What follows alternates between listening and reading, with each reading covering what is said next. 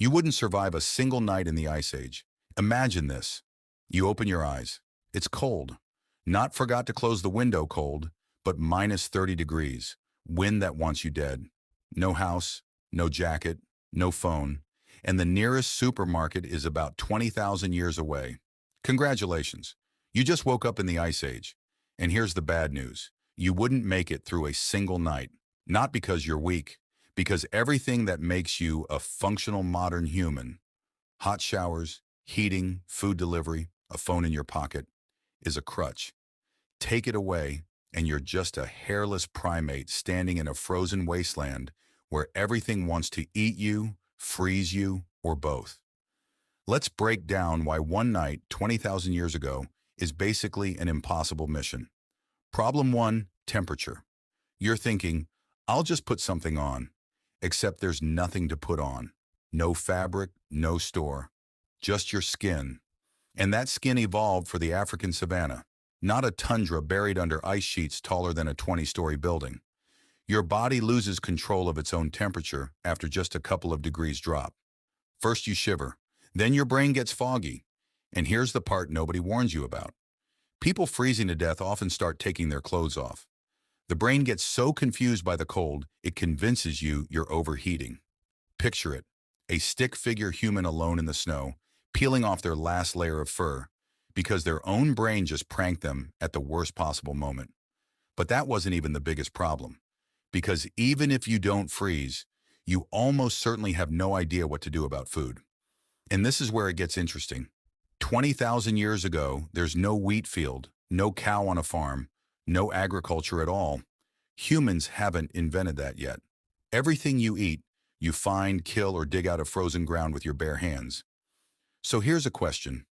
How exactly does a person who orders sushi through an app plan on taking down a woolly mammoth? Exactly. You can't. And this wasn't just your problem. It was a species-level problem. One bad hunt could mean starvation for the whole group. No backup plan. No, I'll just order pizza instead. So how did real humans solve this? Not with muscle, with teamwork and tools. A single human against a mammoth is a joke. But 20 humans with spears, fire, and a plan? Different story. They didn't outmuscle mammoths. They outthought them, driving animals toward cliffs or narrow ravines where size stopped mattering. Fire controlled where animals moved because almost nothing wants to walk into flames. Basically, the world's first boss fight strategy, except the stakes were, we eat this winter, or we don't. And here's what nobody talks about. Fire wasn't just for cooking. It kept predators away at night. It made freezing water drinkable. It turned rock-hard food into something your stomach could actually process. Without fire, the calorie math simply doesn't work. You'd burn more energy chewing raw frozen meat than you'd get from eating it. Keeping a fire alive wasn't a bonus. It was the line between morning and not making it. And here's where things get even stranger. Surviving the cold and finding food were only half the challenge. The other half? Not going insane. In northern regions, winter could mean weeks with almost no daylight. Total darkness, brutal cold, and nothing to do but sit in a cramped shelter with the same 5 people, day after day. No books, no apps, no scrolling. Just you, your thoughts, and wind trying to rip the roof off. We struggle with one rainy weekend indoors. Now imagine 2 straight months of that. Some researchers actually believe this exact pressure is what pushed early humans toward cave, art, music, and storytelling. Not as hobbies, but as psychological survival tools. Humanity's first entertainment system was someone drawing a bison on a wall, so the group didn't lose its mind during a 2-month blackout. Here's an amazing fact. Some of the oldest known instruments are flutes carved from bird bones and mammoth ivory, over 40,000 years old. Somebody, mid-ice age, with predators outside and no guaranteed next meal, decided what they needed was music. Survival wasn't just calories and fire. It was keeping your mind together too. But the real reason so many Ice Age humans died might surprise you. It wasn't just cold or starvation, it was infection. A small cut, a broken bone, a bad tooth, things we fix with a pharmacy visit, could easily kill you back then. No antibiotics, no stitches. Yet archaeologists have found skeletons with badly broken bones that healed, meaning the person survived only because their group fed them and kept them warm through recovery.